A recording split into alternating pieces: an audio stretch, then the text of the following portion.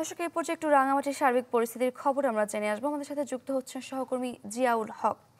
জিয়াউল হক, কয়েকদিনের সংঘর্ষ এবং সকাল থেকে অবরোধ ডাকা হয়েছে, সবশেষ কি পরিস্থিতি দেখছেন সেখানকার আসলে?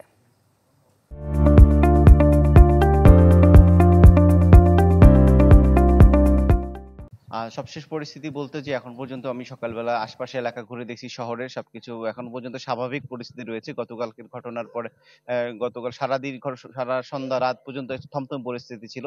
সকাল থেকে কিছুটা স্বাভাবিক হতে শুরু হয়েছে মনে হচ্ছে আপাতত দৃষ্টিতে।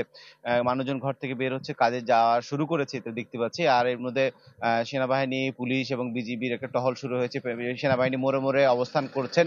যাতে কেউ কোনো ধরনের বিশৃঙ্খলা তৈরি না করতে পারেন সেইটা তারা সর্বোচ্চ চেষ্টা করে যাচ্ছেন। একই সাথে গতকালকের ঘটনায় বাস, সিএনজি এবং ট্রাকের উপর হামলা হয়, বিভিন্ন শ্রমিক আহত হয়েছে এবং ২ জন গুরুতর আহত বলে শ্রমিক নেতাদের পক্ষ থেকে জানানো হয়েছে। তারই প্রতিবাদে আজকে সারা দেশের সাথে সব ধরনের পরিবহন ধর্মঘট ডেকেছে শ্রমিক মালিকরা।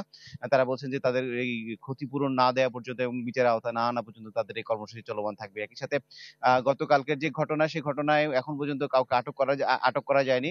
এখনো পর্যন্ত ১৪৪ ধারা বলবৎ আছে। আইন শৃঙ্খলা পরিস্থিতি গতকালকে থেকে অনেকটা স্বাভাবিক বলা চলে। সাদিকা, এই ছিল রাঙামাটি থেকে আমার কাছে সবশেষ। জিয়াউল হক, আপনাকে ধন্যবাদ। দর্শক, বান্দরবানের পরিস্থিতি জানাতে এই মুহূর্তে আমাদের সাথে যুক্ত হচ্ছেন সহকর্মী ইয়াসিনুল হাকিম। ইয়াসিন। হ্যাঁ, সারিকা আসলে রাঙ্গামাটি আর খাগড়াছড়ি যে ঘটনা ঘটেছে সেটির প্রতিবাদে কিন্তু বান্দরবানে গতকালকে সকাল ১১টার দিকে পাহাড়ের সম্মিলিত ছাত্রদের ব্যানারে একটি বিক্ষোভ মিছিল এবং বিক্ষোভ সমাবেশ অনুষ্ঠিত হয়। এরপর থেকে আসলে বলতে গেলে তেমন কোনো ঘটনা বা অন্য কোনো ঘটনা আসলে সেখানে জন্ম নেয়নি। এরপর থেকে জেলা প্রশাসনের উদ্যোগে বান্দরবানে যে সমৃদ্ধ একটি সমাবেশ করা হয়েছে, প্রতিটি দলমত নির্বিশেষে সবাইকে আহ্বান জানানো হয়েছিল সেই সম্মেলনে, এবং সেই সম্মেলনের প্রেক্ষিতে বান্দরবানের যে শান্তিপূর্ণ পরিবেশ সেটিকে বজায় রাখার জন্য কিন্তু জেলা প্রশাসনকে আমাদের একটি অনুরোধ জানিয়েছে, এবং সেখানে যারা উপস্থিত ছিল তারাও কিন্তু আসলে সেটিকে শান্তভাবে গ্রহণ করেছে।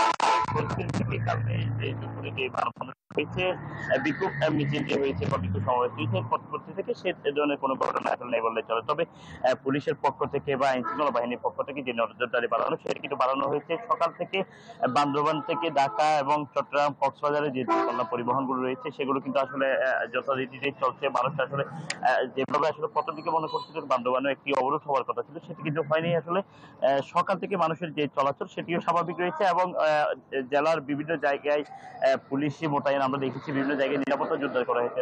তারপর আমরা যারা বিক্ষোভ করবে বা বিক্ষোভ মিছিলে সংশ্লিষ্ট ছিল তাদের সাথে কথা বলেছি, তারা আমাদেরকে যেটি বলেছে বান্দরবানের পরিবেশ শান্ত এবং যে পরিবেশ বিরাজ করছে সেটিকে স্বাভাবিক রাখার জন্য তাদের পক্ষ থেকে কোনো ধরনের কর্মসূচি আপনাদের জন্য নাই বলে তারা জানিয়েছে। তবে রাঙ্গামাটি এবং খাগড়াছড়ির ঘটনার প্রেক্ষিতে গত পরশুদিন রাতেও কিন্তু এখানে একটি প্রদীপ প্রজ্বলন করা হয়েছে, তারা কিন্তু মশাল মিছিলও করেছিল। এখন বলতে গেলে সবকিছু পরিস্থিতি স্বাভাবিক। আমরা জেলা প্রশাসনের সাথে কথা বলেছি, জেলা প্রশাসন বলেছে বান্দরবানের পরিস্থিতির নিরাপত্তায় সকল ধরনের ব্যবস্থাপনা নেওয়া হয়েছে এবং সকলের সাথে বৈঠক করা হয়েছে। বান্দরবানের যে পরিস্থিতি সেটি বিরাজমান থাকবে বলে আমাদেরকে জানিয়েছে সারিকা। ইয়াসিনুল হাকিম, আপনাকে অসংখ্য ধন্যবাদ। দর্শক, রাঙামাটি এবং বান্দরবান থেকে সেখানকার সার্বিক পরিস্থিতি নিয়ে জানাচ্ছিলেন আমাদের সহকর্মীরা।